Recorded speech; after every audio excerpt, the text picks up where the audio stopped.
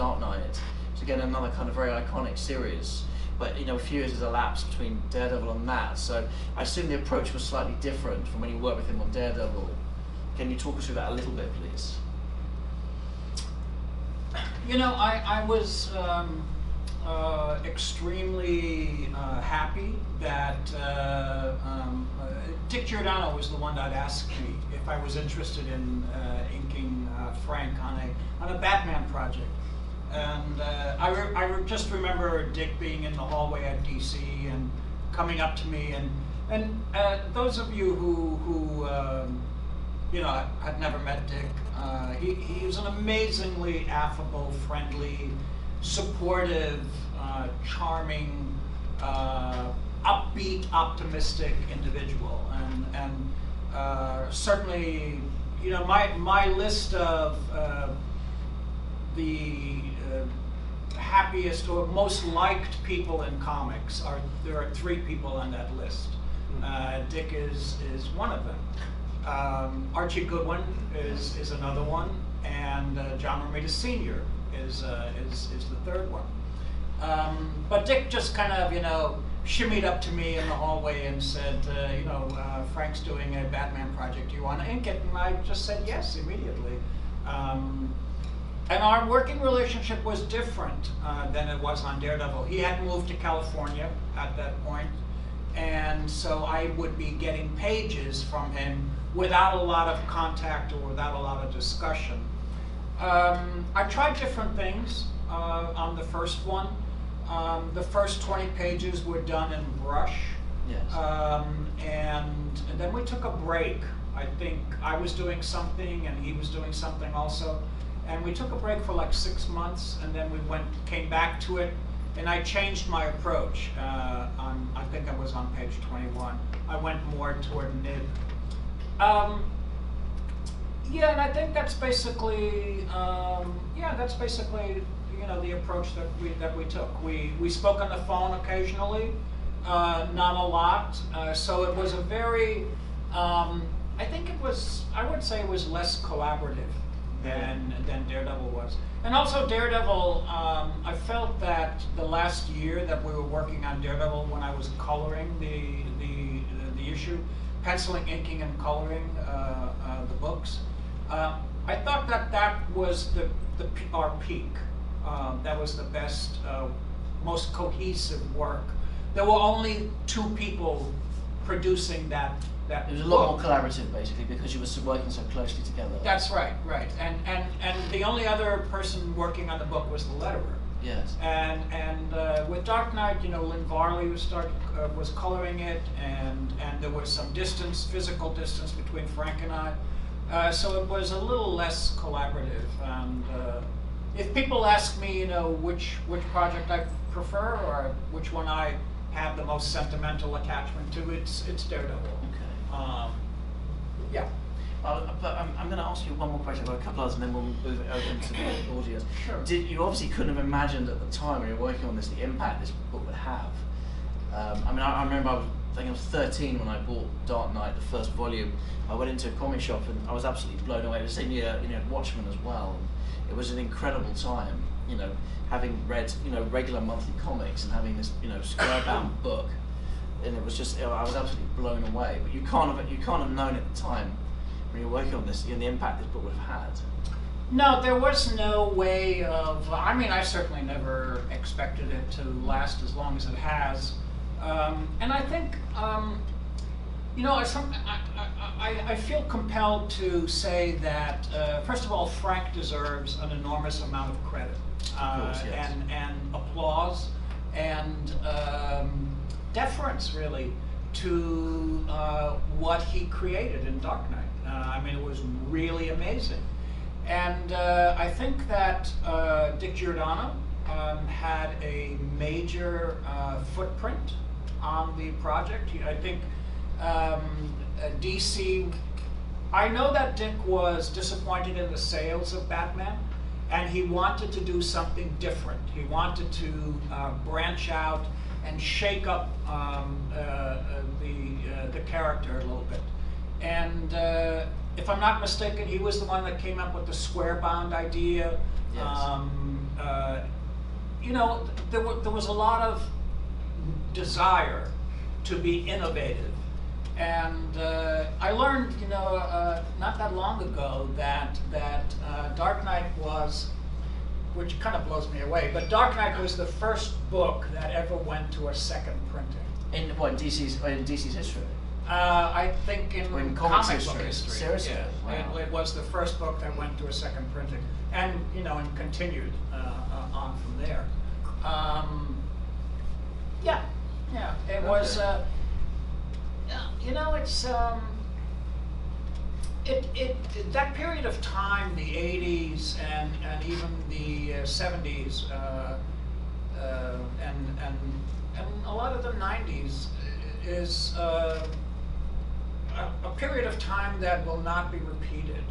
You know, Marvel had a real bullpen.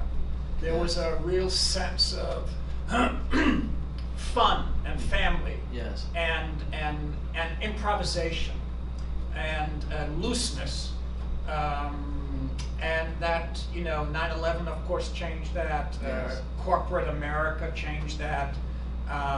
The movies changed that.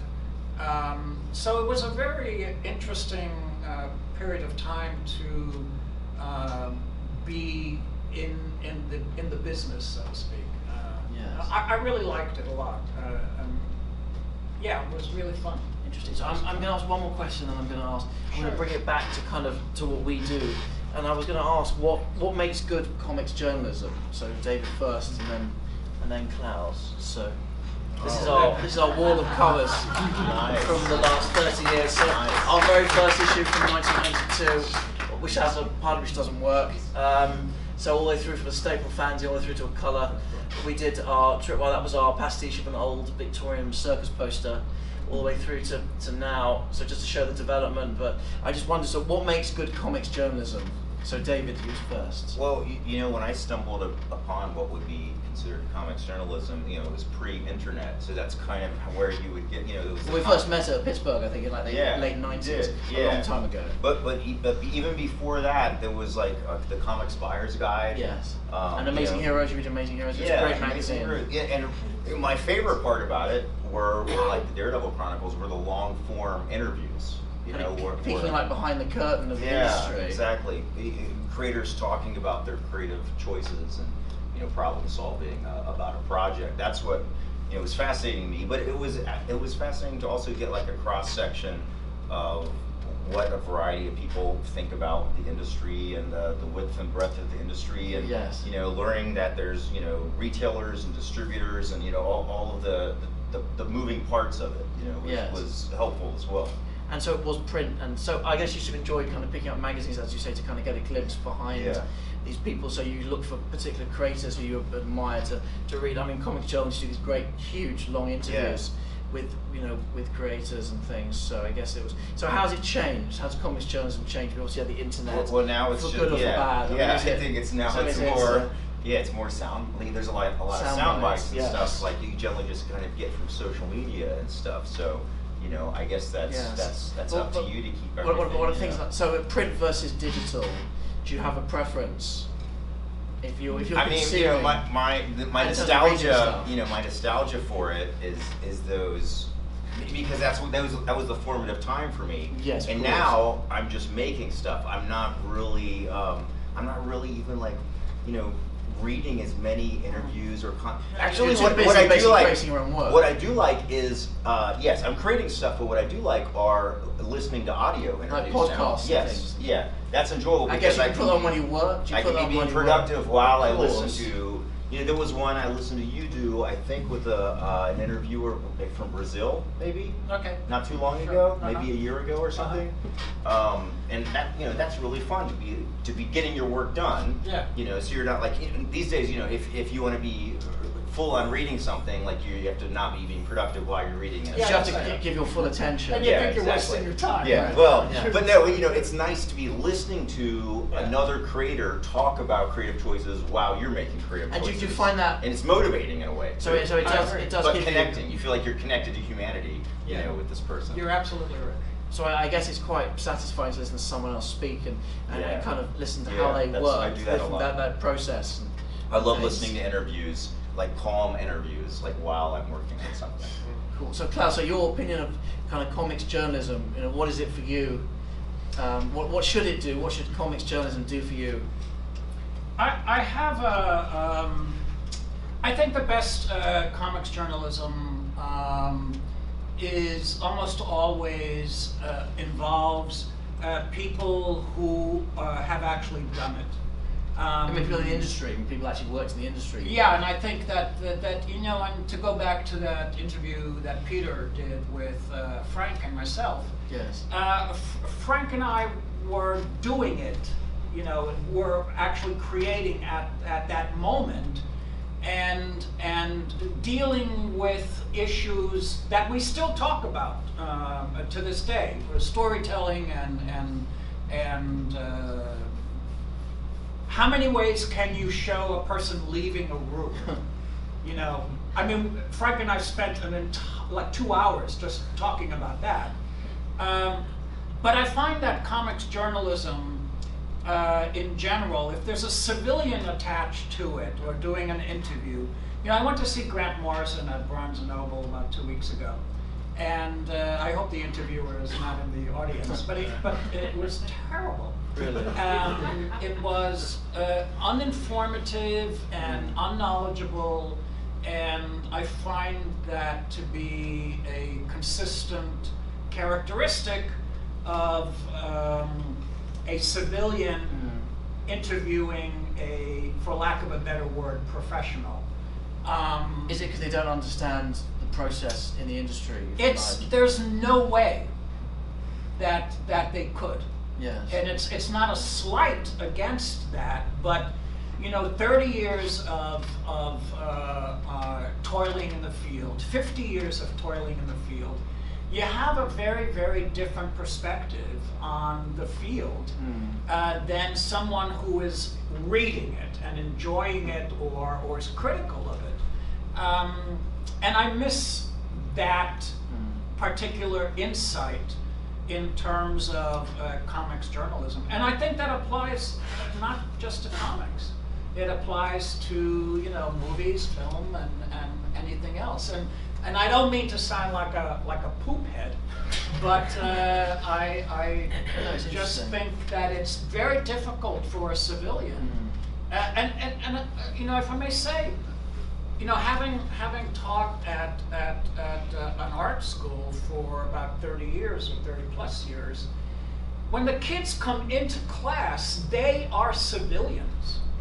And it's very, very difficult to get them to change that. It takes time. But isn't it? I mean, I've worked as a journalist as well as putting this magazine together, and everyone I interview, I make sure I do a hell of a lot of research, and I like to get under the skin, and I try to get an understanding and empathy for the subject. So, I mean, hopefully, we'll give you a copy of the book, and hopefully you'll Oh no, respond accordingly, I Klaus. don't doubt it, and I try and get into it because I know a lot of people who worked in. I'm not criticizing. No, I know. I know. I'm not being defensive. That door is locked now, by the way. But no, but seriously, but you know that's. You know, David, do you disagree, David? Say so if you do. Come on. I think He's you in said the it. middle. No. You said plenty. I'm digging up. But isn't that a reflection of journalism in general? That journalism become about sound bites. It's about how many clicks can we get for our worthless website. Excuse me, I'm on my soapbox now. But you know, you see things like names are wrong, facts are incorrect. Yeah. You know, people have taken 5 seconds to research. They ask you about your recent book. You know, this guy's had 50 years of a career, and also not just about their career. I mean, you know, I like to think that people we interview, we talk about other things. Yeah. You know, like we interviewed Pete Milligan. We talked about class. We talked about he's a working class guy, but he lives in like a middle class house in London. So we were trying to talk about other things. So like I interviewed a guy called Phil Hale, who's a painter, an amazing painter who lives in London, and he painted Tony Blair's portrait when he left the House of Commons. So I like to talk about other things. I don't want to talk about who's stronger, Hulk, or the things. I don't really care. I don't think it really matters. You know, these people, they're craftsmen. Everybody who works in comics, an artist or a letterer or a colorist or a writer, you know, it's a craft. These people have honed their craft over many, many years, and they have an interesting perspective. And they're not just artists, they're not just drones, they're not just there, you know, they're not just the guy who draws Daredevil, you know, they have a life outside of comics. and I've always tried to reflect that. And I think that's really interesting. And we've always tried, and I think bad journalism is people who talk about their latest comic, understanding that it should be put in a historical context. So these people, their work, they're shaped by, reading comics as a kid. They're shaped by 30 to 50 years of experience and working, in their studio, or if they're a writer, So I think, we've always found that, very, very, without blowing your own trumpet. Let me say just one thing in my defense, in the Yeah. defense of my poopy attitude. Well, Joel, thank you for all the effort that you put in.